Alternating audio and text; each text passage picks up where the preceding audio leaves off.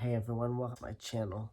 I had a request from a friend to do this, but I'm going to be, I guess, reading Checkmate, a Camren fanfiction, at least chapter 1 for now.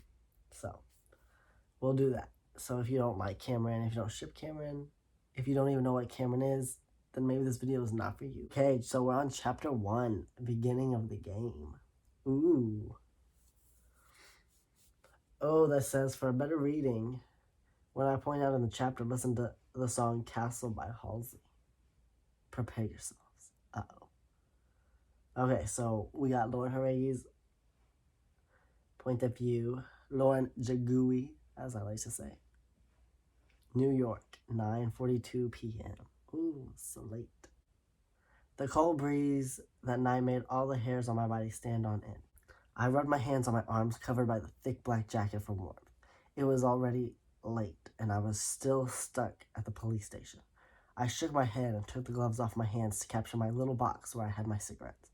I needed that to end my anxiety. It was winter. New York was covered by a thick, cold layer of snow. I particularly loved this time of year. I still could see some young kids playing war in the midst of all that ice in the next door neighbor's house. Peter, the little one, saw me from afar and waved excitedly. "Hi, Lauren," the blond boy shouted. I smiled at him and waved. The boy turned his attention back to his friends and to what he was doing. I grabbed a cigarette to put it between my lips, capturing my small lighter drawn with the flag of the United States.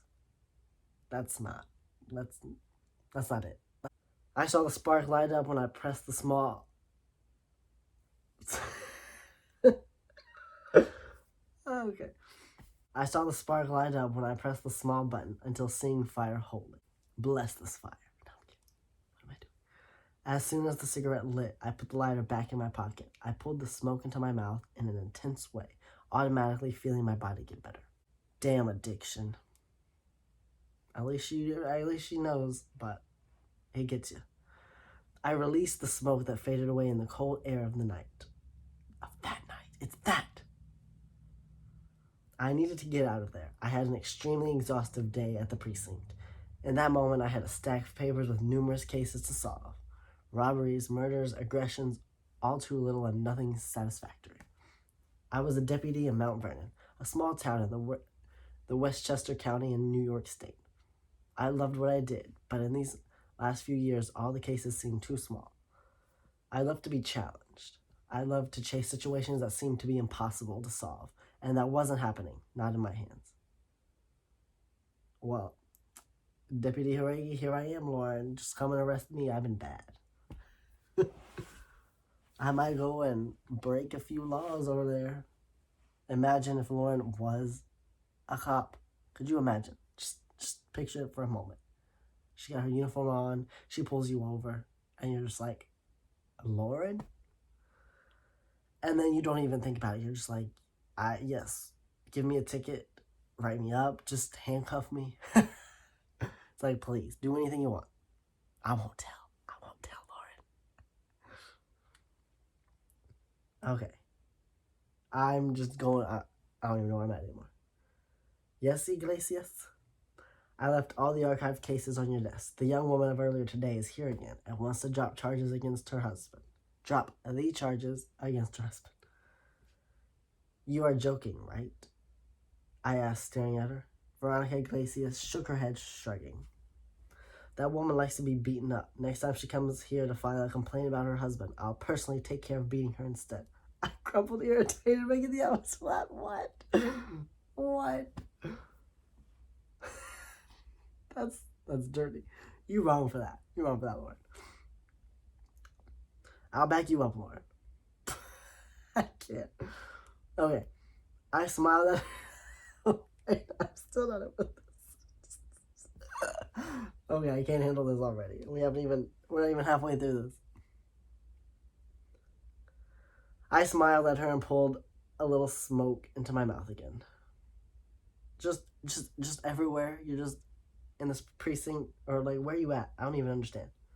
I don't know where they're at. I'm handing it to her so that she would do the same. She approached and leaned against the cold wall where I was, grabbing the small cigarette from my hand to put it between her lips. Ooh. She didn't take long to let out the smoke screen between her lips. Veronica Iglesias, or simply Vero. Vera was my best friend. She worked with me as a clerk and investigator. She was like a sister to me since high school when we met. We were always together for everything that happened in this life. Together. I really love Veronica. She's so beautiful. Let me take a moment of silence. Because, yes. What happened? She asked, staring at me with raised eyebrows. What happened? I sent our files to New York today. I'm a bit anxious to know if we will or not be called. You and your thirst for big cases, she whispered with a cigarette still in her mouth. I'm glad you know. I can't stand this here anymore. I like it here, Laura, she said, staring at nothing. I mean, if she's really staring at nothing, wouldn't she be technically staring at something? Gotta think. I sighed, grabbing the cigarette from her hand to take another drag. I like it here too, but I want to grow as a deputy. And in this town, I won't be able to do that. I need something big. It might be hard, but I'm sure I can do it. And you too, Vito, I said sincerely. She shrugged and nodded. Look, have you ever stopped to think about us living in New York City? It will be incredible. Iglesias got somewhat thoughtful and smiled. It will be awesome, Harigi. Can't wait for it. She spoke excitedly, leaving me relieved. It would be weird to go somewhere else if Vero wasn't with me. I knew that we wouldn't stay together forever, but in our history as friends and police officers, we were always a duo. Aw, adorable. Until Camila comes along, probably. Important cases, new places, new people, I said mischievously. Ooh, new people. Wink. New women, you mean? She spoke amid an amused laugh. Exactly. It will be incredible. I really want to go, she spoke confidently. We will, I'm pretty sure, I spoke, looking into her eyes. I trust you. I smiled, giving one last drag of the cigarette, to throw what was left of it on the ground, stepping it with the tip of my shoe, which made it sink in the snow. It's already pretty late. What do you think of us going to Jared's bar to celebrate our future plans? She asked. Ooh, he went to Jared's. It's a great idea. I need 2 things to get me relaxed tonight. The day in this precinct wasn't one of the best, I huffed angrily. Oh, you need 2 things. So Camila and Carla. Hey, see? That's 2 things. Vito let out a laugh and climbed the stairs to the door of the police station, opening it to enter the warmer and illuminated environment. Drinks and sex. Did I get it right? She asked, looking at me over her shoulder. Always looking over my shoulder 'cause I don't ever wanna miss you. Spot on, I said as I walked into my office. I liked my guesses better, but okay. Receiving a curious look from the rookie cop who was in the reception desk. It hasn't been not even 2 weeks since she started working there. She was very pretty. She had a small body, and even under her uniform, I could easily notice that her body was defined. She had light eyes, a striking and probably very tasty mouth. Damn, Lauren, what is your problem? Like, you trying to jump her bones already? Iglesias? Vero turned towards me as she organized her desk. Yes? What's the name of that girl that's in the reception desk? I asked as if I didn't want anything. The rookie cop? Yes. She seemed to think for a few seconds, when she finally answered. I think her name is Kiana. At least that was how Otavio called her earlier today. She spoke in a relaxed way as she straightened her clothes. She paused for a moment and looked at me. Why, Joregi? She asked, knowing exactly my answer. Oh, nothing. Curiosity. We could invite her to go with us to Jared's bar. What do you think? Veronica rolled her eyes and let out a laugh. You are hopeless, she exclaimed as she threw her hands up. What have I done this time? I asked, pretending to not understand her. What you want and will do, Lauren. She hardly arrived, and you already want to fuck her? I let out a loud laugh and sat on my overstuffed chair, spinning a few times until stopping facing Vero. She was standing, staring at me with her hands on her waist. She's hot, and she keeps checking me out. That she's hot, I noticed since she set foot in the police station. But don't you think you should back off? I won't deceive the girl. It's just sex. I spoke as I played with the rubber of the pencil. Lauren, come on now. You gotta be better than that. You said that about Vivian last month, and nowadays she fills your phone with text messages and calls. Ooh, that's tragic. Not anymore. I changed my number. I said, shaking my mouth. Oh, I can't. You should not be like this. This is not something you should do. She for real just changed her number after, how many times you had sex with her first? First of all, that's what I want to know. Like, was it one time and she's been hooked? Or, like, did you talk to her about this? You are a womanizer. Vito spoke between an amused laugh. I'm not. I just don't see any reason to get involved with someone. Sex without commitment is the best thing in the world. You fuck for an entire night, you get satisfied, and on the next day, you don't have to deal with anyone, nor have to cuddle. I spoke calmly, getting up from the chair where I was sitting. It's perfect. I guess perfect for you. I guess the other people that you are screwing around with don't agree. Like, what's happening? Because obviously, if she's still calling you back after, I guess, one time, then maybe you should have explained more what this meant to her. I know that very well, but I am determined to get a girlfriend. I need someone who will always be there for me. Camila. I rolled my eyes in an impatient way.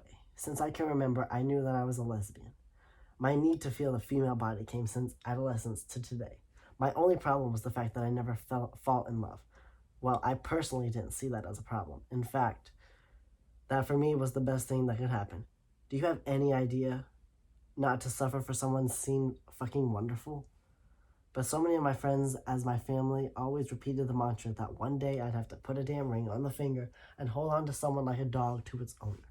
That literally wasn't good. Well, when you put it like that, if you make it seem like it's just an owner, that your wife is going to be like a dog, then yeah, that's not a good way to look at it. What? Who would think that? Like, you gotta worship your queen. Come on now. You always with this desire to date. Vito, having someone on your toes all the time isn't cool. I said, grabbing my things. You never dated, Lauren. If you spent more than a month with a woman, it was a lot. I turned to face her. I spent 2 months with Charlotte, I said smugly, and with a triumphant smile. Ooh, 2 months? Yes, but that wasn't dating. It was sex. You only met with her to have sex. Ooh, I can't. And what's wrong with that? She stared at me and frowned. Sometimes I think you are some kind of nymphomaniac, she exclaimed, laughing. Sometimes I think about that, but I'm not. I just don't have any desire to date, to have a commitment. It must be because you still haven't found the woman who will put you in line. Oh, don't worry, Camila's coming. That woman hasn't even been born, Veronica. Yikes, I said, putting my silver gun in the holster tied to my pants. Ooh, that's hot. Lauren, just... I need to calm down. I don't understand why you carry that always so visible, the woman exclaimed, looking at me. I like to have my baby always with me. Well, is her name Camila? Because you are crazy. Come, let's go, she said, opening the office door, and I quickly followed her. I must have been already in the 4th bottle of beer that night. Vito and I were at the counter in an animated conversation with Jared and Kiana, who after a few minutes accepted my invitation to accompany me. Well, of course, who can say no to you, Lauren? That was my favorite place. Jared Drinks was always pretty crowded with beautiful and fully liberal people. Most of the times my conquests were from there. Oh, okay, Lauren. The place was located in the town center near the busiest avenues. It had a rustic look, yet elegant. The wooden tables were scattered in strategic corners due to the place's lighting. There was a small stage where a woman sang an engaging song, being accompanied by a great band. Is this Camila? I remember that years ago, that was nothing more than an old and abandoned warehouse. But with dedication and money, Jared brought a little bit of life to that dead town. I grabbed the small bottle of beer and brought it up to my lips to take a big sip. Well, hey, at least you got a plan. Thank you for inviting me, Lauren. Wink. Kiana was turned facing me, resting her elbow on the wooden counter beside her. She stared at me with a mischievous look. which, by the way, I was loving. Her shy side was slipping away with every drop of alcohol that her bloodstream received. Lauren sounds like a dude at a bar just watching you get drunk, waiting for that opportunity to like either slip something in there or to like take advantage. I mean, hey, if it was Lauren, I'd be like, whatever, but or Camila, I guess. You don't have to thank me. I'm loving to know you, I said, resting one of my hands on her exposed thigh by her skirt. Oh my gosh. She's just, man. Imagine if I could be this confident. Damn. She looked at my act and then at my eyes. She looked at my act. Oh, the act of her put it. Okay, I was like, wait. Sorry. Okay, this is not going up.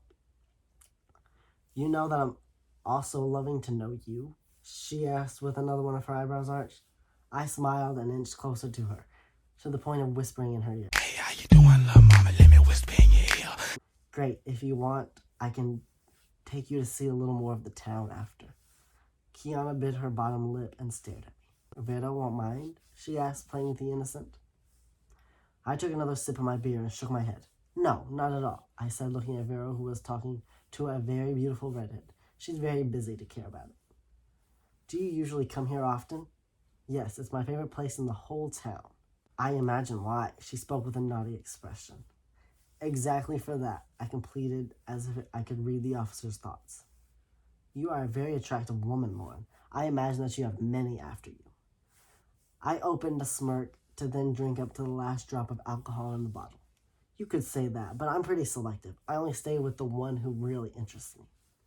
Which we haven't seen so far. So you better watch out, Kiana. She's gonna have fun with you, and then it's gonna be very awkward at the office, at the station. I like that, she spoke, throwing her hair back, leaving her smooth neck showing. My eyes scanned it and went down to the neckline of her ivory blouse. Kiana was so charming and attractive that all I could think about was how she would look good on my bed. Oh. That's all you're thinking about, Laura? I can't. I'm going to the restroom. I'll be back in a few minutes, and then we can go. What do you think? I'm surprised she didn't jump her bones and was like, let me go with you and help you. Bingo. Of course, I'll wait for you here, I said, winking at her. Kiana got off the stool where she was sitting, bringing both her hands to her skirt to straighten it on her body. I took a good look at her body while the woman got lost in the middle of the crowd. Yep, Lauren, tonight would be good. Yeah, but then just for tonight, how you gonna feel later? I pushed the empty beer bottle to the side, searching in the pockets of my black leather jacket, the pack of cigarettes. I was so distracted, searching for the precious cigarettes, that I didn't even notice that someone was sitting next to me. Camila yet? Kiana, you... I started speaking, stopping in the same instant when I looked at the woman next to me. A whiskey, please. If this is not Camila. The brunette ordered as she took off her leather jacket to put it on the counter. Look, Camila, please. Holy fucking shit. Those were the words that came to my head in the exact moment that I laid eyes on the brunette. God, she was fucking gorgeous. With one of her hands, she stirred in her long and wavy dark locks. She was wearing white and tight jeans, with several cuts on the front, giving me the chance to see some of her smooth skin. On the upper half of a gray t-shirt with a cute pattern that left a little of her black lace bra showing. Camila, who are you trying to kill? The bartender didn't take long to place the glass on the counter, pouring some ice cubes to then serve the whiskey. The so beautiful brunette held the glass, gently shaking the ice cubes inside it. I looked away from her and went back to my cigarette. I put one of them between my lips and again searched my pocket for the lighter, which wasn't found. When I thought about taking the cigarette out of my mouth, the woman next to me extended her hand with the flame of a lighter lit. Kiana's gonna come back to either an empty table. I don't know were they at the bar or a table? But she's gonna see empty chairs. Lauren's gonna be yeeted with Camila. Or it's just gonna get really awkward. Let's find out. She stared thoroughly at me, and I didn't say anything, just let myself get close enough so that the fire lit the cigarette. Thank you for this, I said, removing the cigarette between my lips. You don't have to thank me, she smiled, and grabbed the glass of whiskey to take a sip. It's the first time you come here, right? I tried to start a conversation. The brunette turned her stool slightly to the side to be partially facing me. Yes, I'm in this town about 3 days, but today's my last night here. How do you know? Well, let me tell you, Camila. She's stalking you. The brunette had brown and deep eyes. Her features were delicate yet well-defined, as if she was drawn by hand. Every trace of her body and of her face were millimetrically attractive. Let's say that I have imprinted in my mind a good part of the people who frequent this place, and literally you never came here before. Then you are a constant goer of Jared drinks? You can say that, yes, I said with a smile. That is why I'm absolutely sure that I have never seen you here before. I'd have remembered. You would have, she asked as she brought the glass of whiskey up to her lips, which got deliciously wet because of the drink. Am I so different from the other women here for you not to forget my appearance? Yes, Camila, go in on her. She was good at that. Let's say that you have a whopping differential. Is that her ass? She opened a smirk and slid her tongue over her lips slowly, never taking her eyes off mine.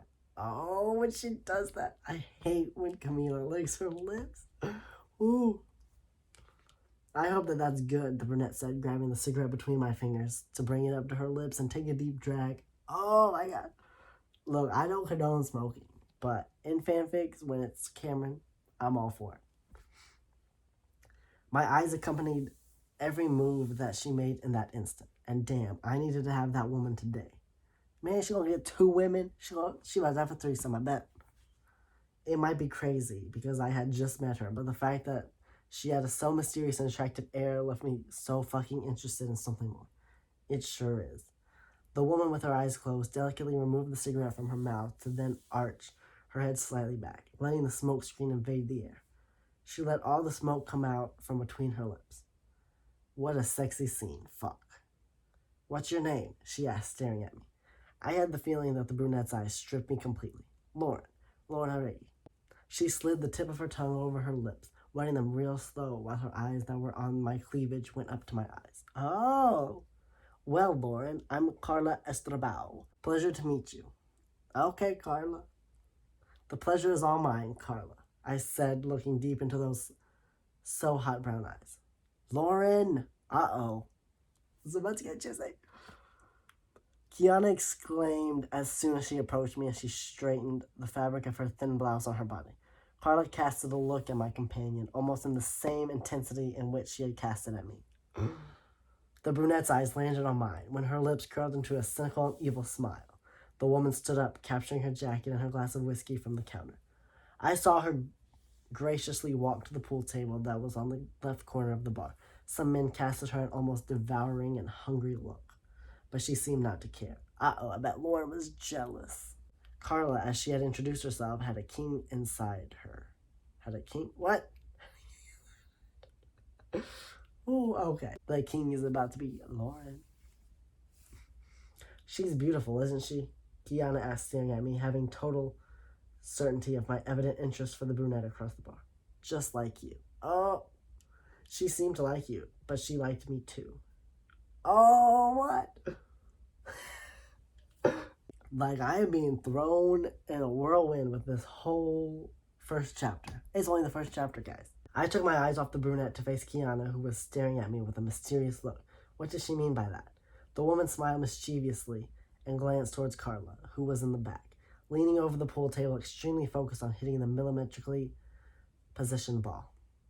She seemed to be good at that, because with a frightening mastery, she moved her arm, hitting with the pool cue the ball, which hit the other at once being pocketed.